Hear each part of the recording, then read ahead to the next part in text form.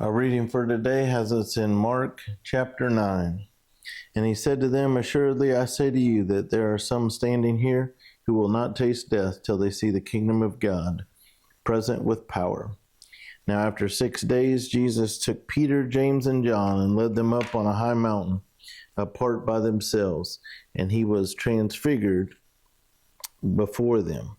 His clothes became shining, exceedingly white like snow, such as no launder on earth can whiten them. And Elijah appeared to them with Moses, and they were talking with Jesus. Then Peter answered and said to Jesus, "Rabbi, it is good for us to be here. And let us make 3 tabernacles, one for you, one for Moses, and one for Elijah."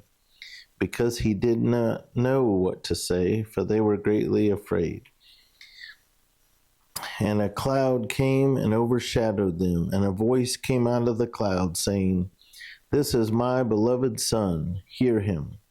Suddenly, when they had looked around, they saw no one any more, but only Jesus with themselves.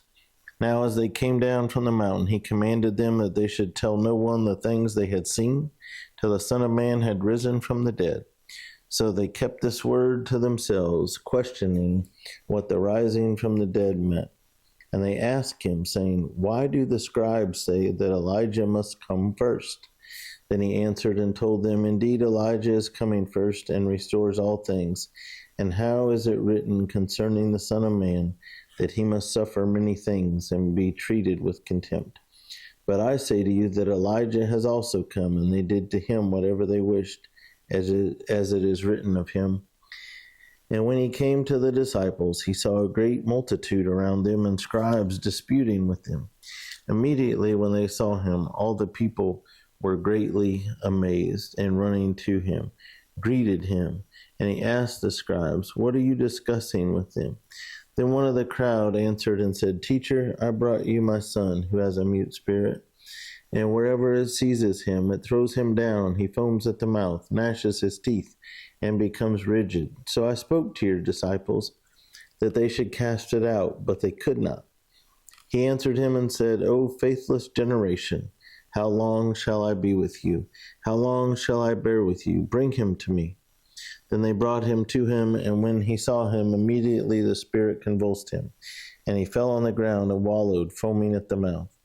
So he asked his father, "How long has this been happening to him?" And he said, "From childhood. And often he has thrown him both into the fire and into the water to destroy him.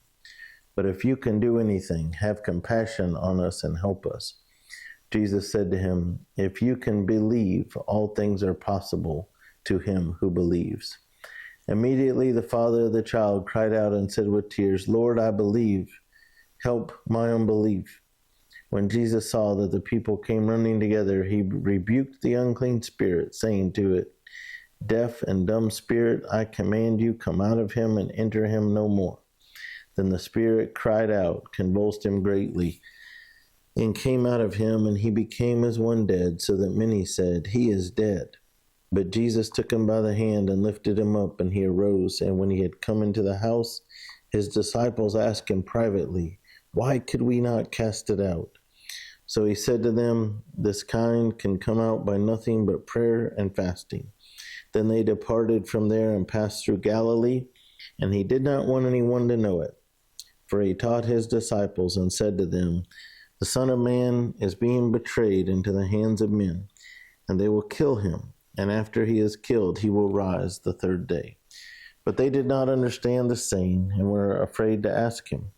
Then he came to Capernaum, and when he was in the house, he asked them, "What was it you disputed among yourselves on the road?"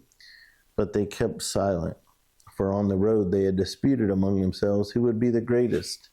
And he sat down, called the 12, and said to them, "If anyone desires to be first, he shall be last of all and servant of all." Then he took a little child and set him in the midst of them, and when he had taken him in his arms, he said to them, "Whoever receives one of these little children in my name receives me, and whoever receives me receives not me, but him who sent me." Now John answered him, saying, "Teacher, we saw someone who does not follow us, casting out demons in your name, And we forbade him, because he does not follow us. But Jesus said, do not forbid him, for no one who works a miracle in my name can soon afterward speak evil of me. For he who is not against us is on our side. For whoever gives you a cup of water to drink in my name, because you belong to Christ, assuredly I say to you, he will by no means lose his reward. But whoever causes one of these little ones who believe in me to stumble, it would be better for him if a millstone were hung around his neck and he were thrown into the sea.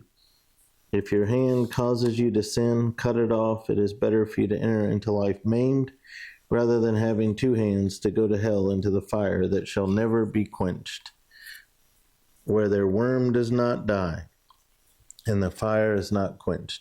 And if your foot causes you to sin, cut it off.